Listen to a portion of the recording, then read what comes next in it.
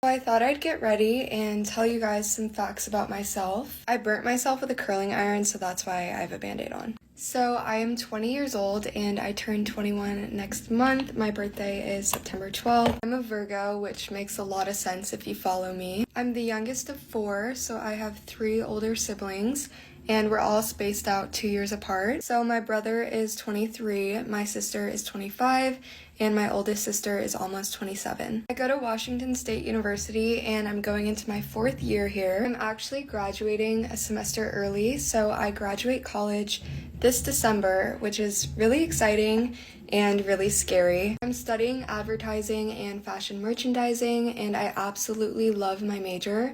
I'm so glad I'm doing it. After I graduate, I want to work in social media marketing and in fashion. My dream job would be to work for Vogue. I've always been very creative. I'm not good at math and science. Definitely a right-brained kind of person.